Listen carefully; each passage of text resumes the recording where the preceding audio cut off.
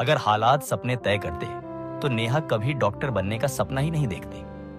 गांव के बीचों बीच एक छोटा सा घर था, वहीं रहती थी नेहा। 15 साल की, दुबली पतली, मगर आंखों में बड़े सपनों की चमक।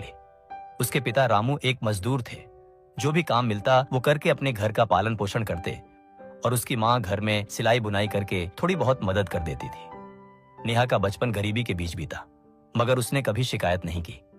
नेहा का सपना था डॉक्टर बनना, और ये सपना भी ऐसे ही नहीं आया था। उसकी जड़ें बचपन की एक घटना में थी। 5 साल पहले उसका छोटा भाई जीत तेज बुखार से तप रहा था। गांव में कोई डॉक्टर नहीं था। पास के कस्बे तक जाने में 3 घंटे लगे, और समय पर इलाज न मिलने से उसके भाई की हालत बिगड़ गई। उस दिन नेहा और उसकी मम्मी ने उसके छोटे भाई को गोद में लेकर अस्पताल तक दौड़ लगाई थी। वह बच तो गया, लेकिन उस दिन नेहा ने मन ही मन ठान लिया, एक दिन मैं डॉक्टर बनूंगी, ताकि किसी को भी मेरे भाई जैसा कष्ट न सहना पड़े। गांव के स्कूल में पढ़ाई का स्तर अच्छा नहीं था। किताबें पुरानी थी।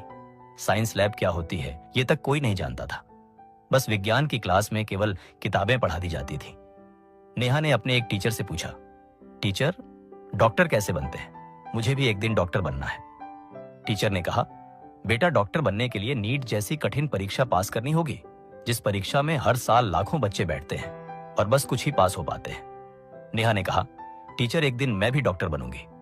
लेकिन गांव में लड़कियों के सपनों को औकात से तौला जाता था। कोई कहता, लड़की ज्यादा पढ़ लिख कर क्या करेगी?